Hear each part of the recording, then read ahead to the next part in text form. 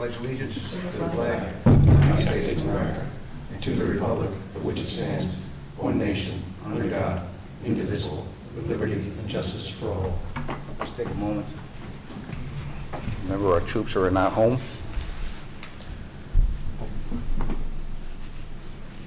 Okay, thank you. Okay. Okay, we have an application in front of us here. Application number ZB23001, Gunks Holding Corporation, 1556 Route 52. Tax map parcel numbers 625604594281 and 65604604282. 0.35 acres and 0.396 acres. And they're both in the general business zoning district. The applicant seeks the following avenue of relief to add an additional fuel dispenser and canopy extension to the existing fuel dispensing area. The front yard setback variance of 1 foot 10 inches with 35 feet is the minimum setback requirement in the general business zoning district. Said variance would result in a 33-foot 4-inch front yard setback. The rear yard setback variance is 12 feet 7 inches with 30 feet is the minimum. Said variance would result in an 18-foot 7-inch rear yard setback. Said requests are in violation of Fishkill 150 zoning attachment 2 schedule of regulations for non-residential zoning districts. Okay, sir. Good evening. Please state who you are and you have the floor. Yep. You need to call the public hearing. Yeah, you need to make a motion to open the public. I Yeah. thought it was already in order. Okay. No, I think it was noticed for today, so you need to make a motion to open the public hearing. Do I have a motion to open the Motion. public hearing? Second. Motion and a second. All in favor? Aye. Aye. Okay. Sir? Good evening. Tom Kivett with Gunks Holdings. So this is a pretty straightforward zoning variance request. Here to answer any questions that you may have remaining. It's a pretty simple presentation. Well, keep in mind, there was a first meeting back in February, and now this is the first time the public hearing is open. Correct. So what you should, this is the record, so you should give an overview and give a presentation about your project, even though you did give the board some information previously. Understood. Thank you. Okay. So I'll switch to the site plan here so it's a little easier to look at what I'm discussing. There's an existing house on the property now on one of the lots that we're going to redevelop. This house is going to be removed. It's demolitions plan. Once the house is removed, we plan on constructing a new convenience store on that lot. We will also be extending the fuel canopy over that lot. That's the 1 foot 10 inch request for the front yard variance. Due to the drive-through that we have proposed, and the stacking required for that drive-through, we have pushed the building towards the rear, and that is the reason for the rear yard setback. Yeah, that's on a bit of a, that's on a pitch, right? The rear setback? It's pitched to Correct. the... Yeah, let me see if I could zoom in here.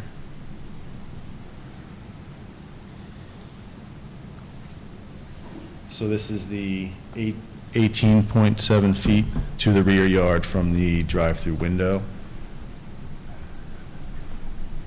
And on the front yard, since we are extending the canopy over the property line, this right here is the front yard request. Yeah, I don't think there's any visual, it's not going to cause any visual impacts or anything like that, right? No, As no, far- the canopy is existing today, and we're extending it just by one fueling position, so roughly 20 some odd feet. Now, getting to the back of the, let's look at the back a little bit. Now, where those 3 cars are in the back there, is that pitched to the rear prop of the property, or is it pitched this way? It does, we do have kind of 2 areas that slope, so we do have a catch back here. So this does, if you're talking about rainfall, it does drain towards this corner. This house on the adjacent fire department parcel has been raised. So this no longer exists and will be turned into a retention pond. On the adjacent parcel, we do have the drainage sheet flow towards the back here, and that'll be collected in this area. And where's that storm drain go to? This is just since the site is flat, this is just going to be into the earth itself, and then it'll be a slow discharge. You might have to respond to that with the planning board, so. We've been working through this with them. Yeah. And you have a fence along on the other side, is that correct? Correct. We have it wrapped along the back where we couldn't have landscaping. This was to protect the neighbors, but this house has since been raised. The fence still remains to help protect people from, if anybody wanders back there to get into the retention pond. That was at the request of the planning board. Yeah. I have no more questions. Does anybody else have any more further questions? No. No? Could you let us know the status at the planning board right now? Our public hearing is set for May 11th. And what is the status of SECRA? Have they declared lead agency and they're conducting the review and are expected, Correct, yeah. or do they issue a neg deck They already? already declared themselves lead agency. At the May 11th meeting, they are scheduled to review a draft EAF and a determination. So I would expect, I don't want to speak for them, as long as the public hearing goes well, they'll probably vote on both of those documents on May 11th. Okay. And just generally, to give the board an idea, how many meetings have you been to at the planning board? I take it a project like this, there's been some significant planning done at the planning board level, and Yes. and it's gone through a couple of different iterations of the plan there. Correct, yes. So I want, off the top of my head, maybe 4 meetings with the planning board. This got started before COVID as well, so we kind of picked it up after.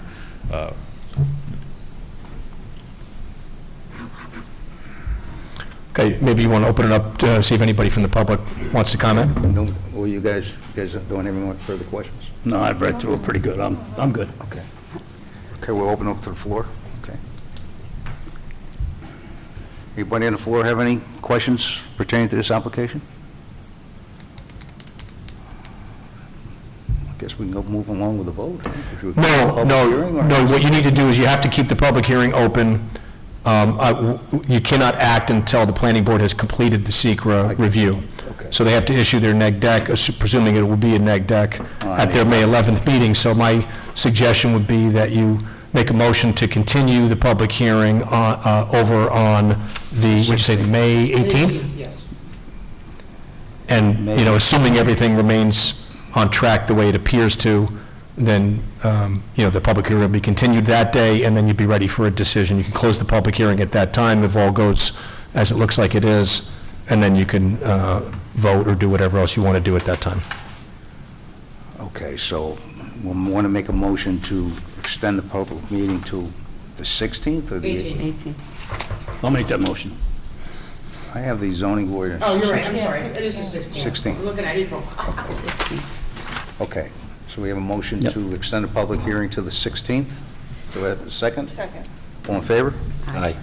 Okay.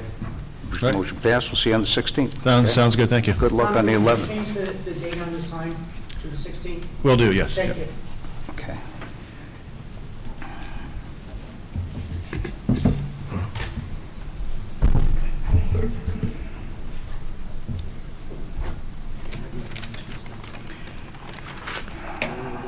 Okay, this is another application in front of us, an appeal for determination. Should I read this? David? Yes, you can read it so the public's aware of what's on the agenda. Okay, this application, appeal for determination, the applicants are Melissa Rodriguez and Eddie Rodriguez. 4 Magnolia Drive, tax map parcel 60550122270 on .96 acres. It's R40 district. The applicants are appealing the determination of the town's building inspector that a fence erected and installed at 4 Magnolia Drive violates the Town of Fishkill Town Code Section 50-25, unsafe property, buildings, and structures, and New York State Property Maintenance Code Section 107.1, unsafe structures and equipment. Okay? Yeah, David, Yeah, the applicant has filed an application. I think it would be appropriate to let let council explain what the nature of his application is, and then we can see okay, all right. Thank where you. we go from there.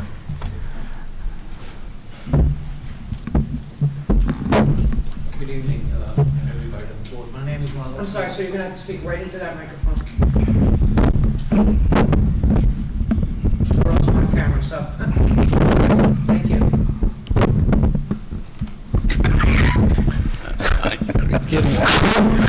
How's that? Yeah, there you go. Okay. My name is Ronald Friedman. I represent the applicant in connection with the proceeding before you tonight. We've appealed the determination of the building inspector to violate my clients with respect to the construction of a fence on their property, and tangentially with respect to a swimming pool, because they can't get the swimming pool closed out with the CO until they get the fence closed out. And the brief summary is as follows. My clients constructed a new home on 4 Magnolia. While it was being constructed, they filed an application for a permit to construct a fence around the house because of the pool. In relation to the pool, the application for the permit that was filed by a professional contractor had a mock-up of the survey map showing exactly where the fence was going to be located. The permit was issued, the fence was constructed exactly as per the application, 6 feet high, complied with all the necessary regulations. It was located in the appropriate locations as per the application. And after it was constructed, they asked for an inspection, certificate of completion. My client says that the building inspector went out sometime in November, told them everything was okay, and that the COs would be issued for both the fence as well as the pool. Subsequently, my clients were advised that the COs weren't going to be issued. And basically, the reason is that the fence was constructed allegedly in a location that blocked sight view distance for traffic that was traveling down, for traffic that was trying to enter onto 9D from Magnolia. And we believe 2 things. We believe, number one, that the town acted arbitrarily and capriciously when they refused to grant the CO, and now when they've issued a violation in an order to remedy. And number 2, we think factually that there is no sight distance problem at all. The violation was issued because the town building inspector claimed that it posed a sight distance, because of the sight distance hazard, it posed a danger to public health safety. That's not true. And so we are here tonight asking you to overrule the determination by the building inspector and to grant the CO for both the pool, for both the fence, and then necessarily for the pool. Now, I don't know how I would do it, but I can do it on here, I guess. I have a video. You actually cannot do that on here. I can't have any outside devices hooked up to our system. Well, I have it on a tablet. Could I show? I'm not allowed. So let me jump in on the procedural matter. Sure. So you're appealing the determination of the building inspector that, according to your letter, that there was a violation. He determined that there was a violation of New York State Property Maintenance Code Section 107.1 and the Town of Fishkill Town Code Section 50-25. Right? That's you're saying that the building inspector was erroneous in his determinations under those sections? That's correct, sir. I have to say, the board, in my legal opinion, the board does not have jurisdiction over this application at all. The board never has jurisdiction over determinations made in regard to the New York State Building Maintenance Code. That has to be appealed directly to the New York State Board of Appeals at the state. And in regard to appeals regarding the building inspector's determination on sections of the building code, the town code, building code, This board does not have jurisdiction over that. This board has jurisdiction over only determinations made by the building inspector in regard to the zoning chapter, which is chapter 150. So I don't think, my recommendation is that you can't, even if you wanted to, you do not have legal jurisdiction to hear what the applicant is bringing before you. Mr. McCarty, if I may, when we filed a notice of appeal, we did so in accordance with the remedy order that the building inspector issued. The last the last sentence of that remedy order dated February 9, 2023 says, if you disagree with this order to remedy/notice of violation or otherwise wish to contest it, you may appeal to the Town of Fishkill Zoning Board of Appeals. That's from the town, that's not my position. Well, that may be, but the position, who wrote that? That's from the town building inspector, or that? Yes, sir.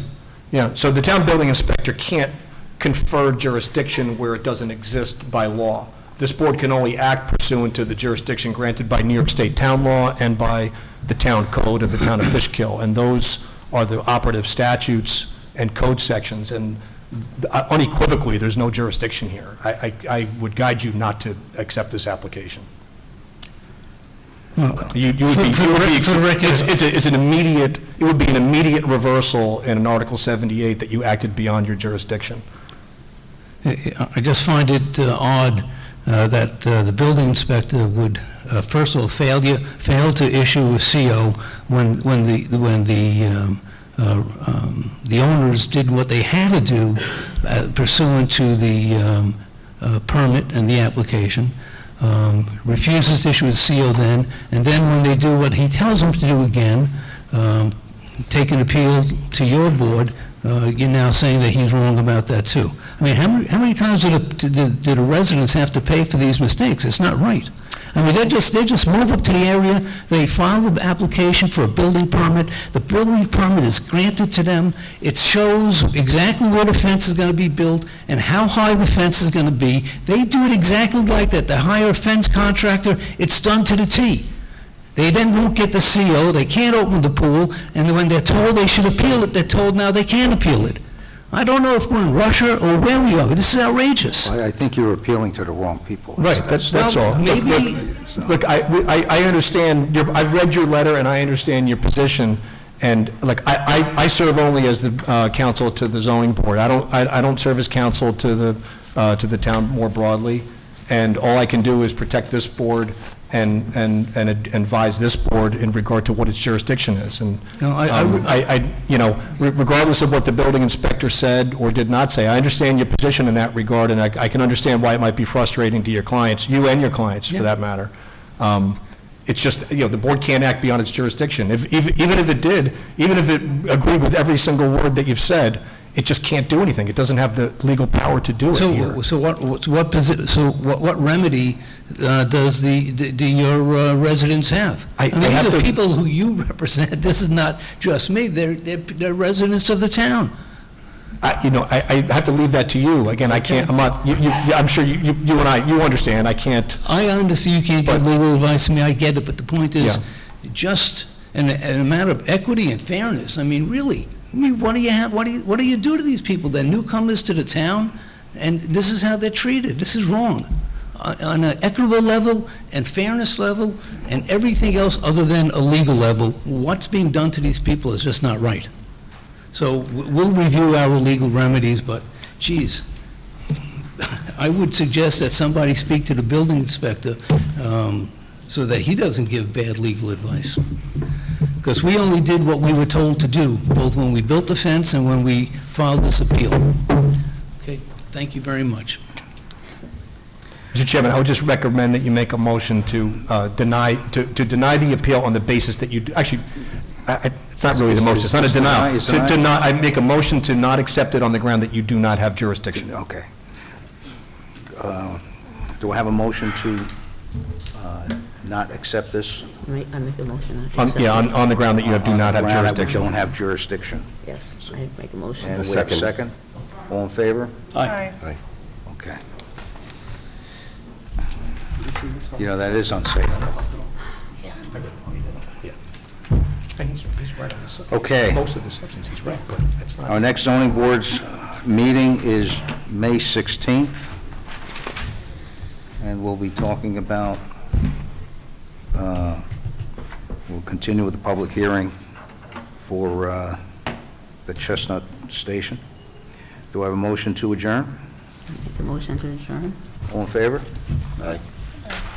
Do I have a second? I should have a second. All in favor, okay.